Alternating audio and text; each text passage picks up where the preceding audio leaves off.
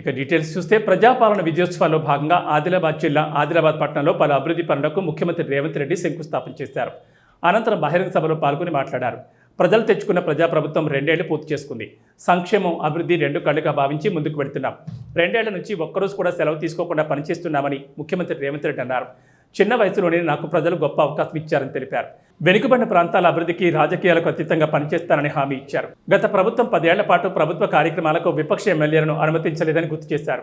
సచివాలయంలో రాకుండా కూడా అడ్డుకున్నారు. అన్ని గమనించిన ప్రజలు ఓటును ఆయుధంగా మార్చి నిరంకుశ ప్రభుత్వాన్ని దింపారు. ప్రజాప్రభుత్వాన్ని గెలిపించుకున్నారని అన్నారు. ప్రజల నమ్మకాన్ని ఎక్కడా బొమ్మ చేయకుండా రాజకీయాలకు అతీతంగా పనిచేస్తున్నట్టు తెలిపారు. ఏడాది తిరిగేలోపు ఆదిలాబాద్లో ఎయిర్పోర్ట్ నిర్మాణ పనులు ప్రారంభమవుతాయని అన్నారు. ఆదిలాబాద్లో ఇక్కడ నుంచి ఎర్ర బస్సులు కాదు, ఎయిర్ బస్సును తీసుకొస్తానని మాటిచ్చారు. రాష్ట్ర అభివృద్ధికి తెలంగాణ రైజింగ్ 2047 డాక్యుమెంటరీ రూపొందించినట్టు చెప్పారు. పెట్టుబడులు సాధించే లక్ష్యంతో ఈ నెల 8న 9న గ్లోబల్ సమ్మిట్ నిర్వహిస్తున్నట్టు తెలిపారు. ఈనాడు ఆదిలాబాద్లో ఈ రోజు నేను ప్రకటిస్తున్న సంవత్సరం తిరిగే లోపల ఆదిలాబాద్లో ఎయిర్పోర్ట్ పనులను ప్రారంభించి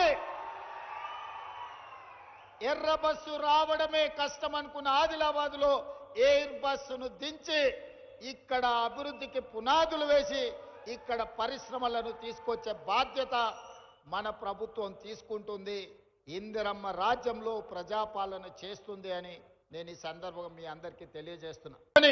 ఆదిలాబాద్కు ఎయిర్పోర్టు తేవాలి అని నిన్న ఢిల్లీకి వెళ్ళి మోడీ గారితో మాట్లాడి ఈనాడు ఆదిలాబాద్లో ఈ రోజు నేను ప్రకటిస్తున్న సంవత్సరం తిరిగే లోపల ఆదిలాబాద్లో ఎయిర్పోర్ట్ పనులను ప్రారంభించి ఎర్ర బస్సు రావడమే కష్టం అనుకున్న ఆదిలాబాద్లో ఎయిర్ బస్సును దించి ఇక్కడ అభివృద్ధికి పునాదులు వేసి ఇక్కడ పరిశ్రమలను తీసుకొచ్చే బాధ్యత మన ప్రభుత్వం తీసుకుంటుంది. ఇందిరమ్మ రాజ్యం